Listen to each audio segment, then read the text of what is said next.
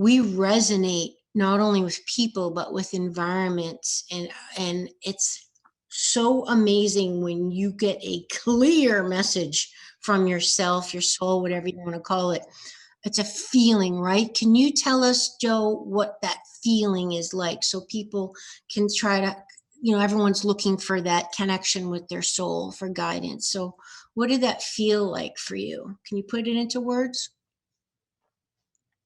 I think, Amy, I've had that deep feeling or yearning at different times in my life.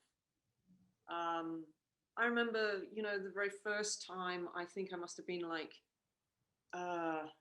this is a bit of an odd story to share, but I must have been about 11 or 12 at the time. And I remember sitting on my bed, and I was actually having what felt like an out-of-body experience. I was looking at my body, but my arm didn't feel like it was attached to me. And I was looking at this arm going, okay, this is really weird.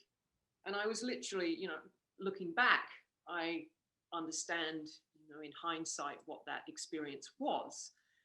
And I remember thinking to myself, through that experience, I was having this feeling of, I'm not from this place, but I've come for some reason, some purpose, but I'm not from here, but I've come here to do something. And I was literally listening to this voice that was telling me, I know you don't really feel at home here, but you have chosen, you've come here, and you've come here to do something.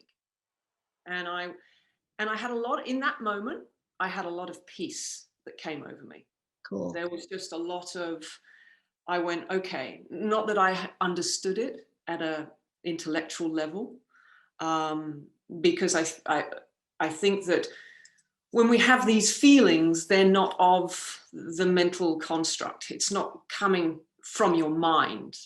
When that feeling of being at home, or that feeling of deep inner connection, where you are feeling connected to what I've come to know as your divine presence, that's not done through the mental body. It's not done through our mind. It's not done through our personality or the ego.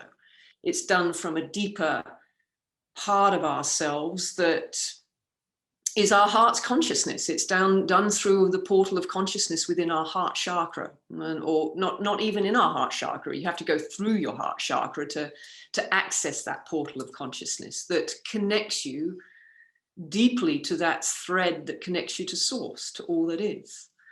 And yes, it is hard to put into words, and we try to understand it and create some sort of mental construct of the mind, so the mind has some sort of understanding of what it is that I'm saying. But in truth, we have to go beyond the mind to have an experience of that deep inner connection that, as you said, so many people are yearning for. They're seeking it, they're craving it, they're desperate for it.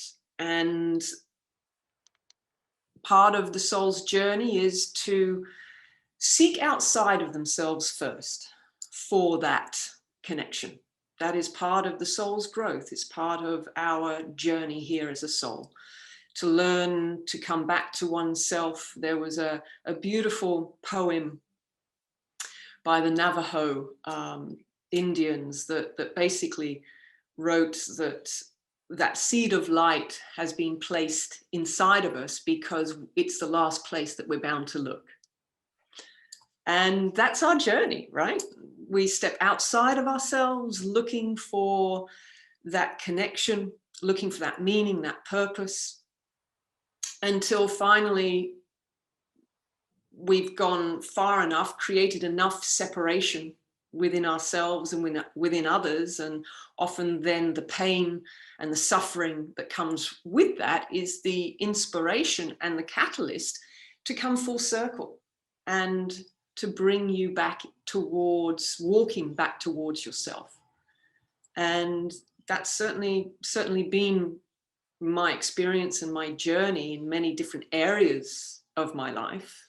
If we look at the wheel of life, and sort of like a wheel has multiple spokes to create that connectivity, there's lots of areas in my life where that feeling of being connected